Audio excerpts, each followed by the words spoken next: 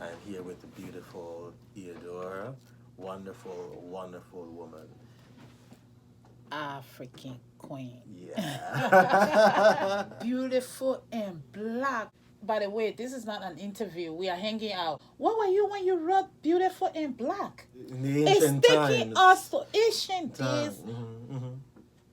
Black.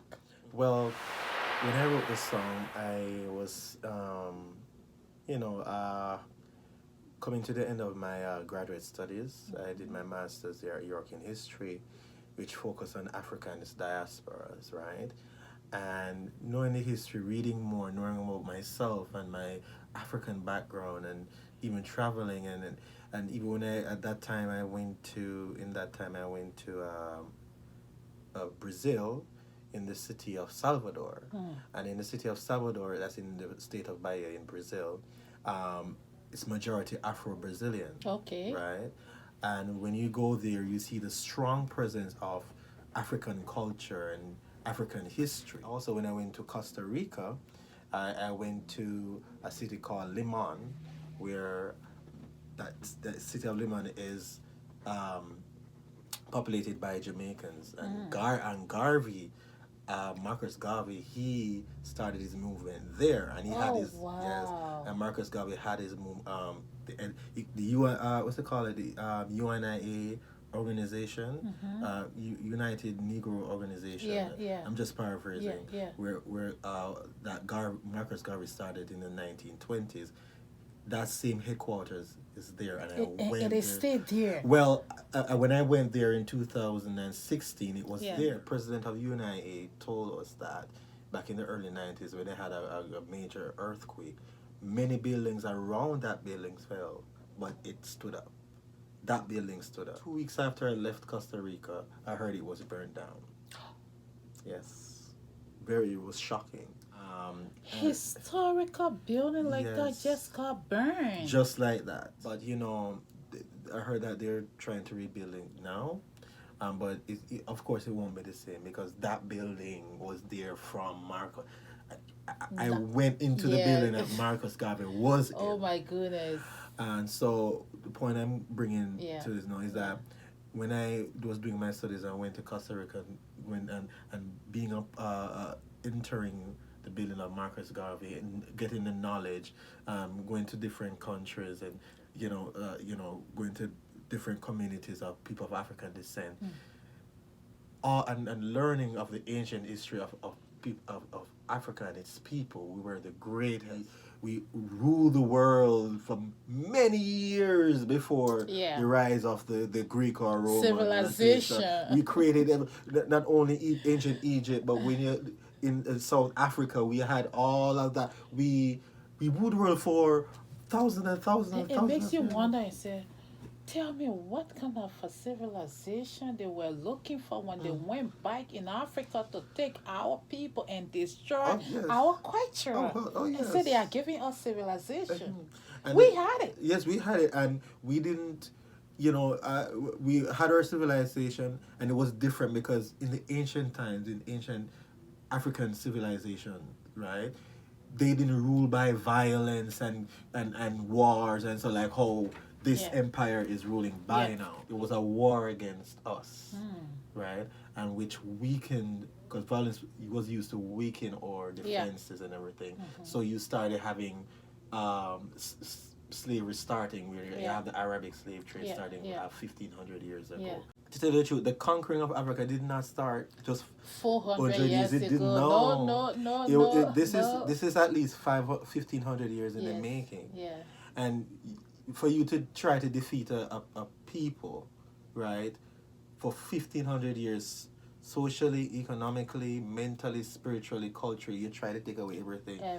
It has to take a while being in the presence of greatness like Marcus Garvey's surroundings and everything. I sat down one day and I started just to write the song.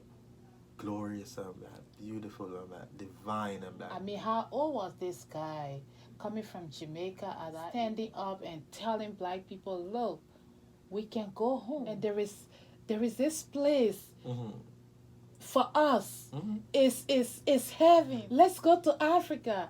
Let's go to Liberia. I'm from Liberia, born in Liberia. I just thought, you know what? I need to change my mindset. The way I think about myself, like I am thinking black. I'm thinking about me being a human, not following and then Western civilization, just thinking about me because of Marcus Garvey and others before him. We should rise up and think like our ancestors. Yes. And this will help us. Just knowing your history, because when I was small, they used to have TV programs on there in Jamaica where they show reenactments of slavery.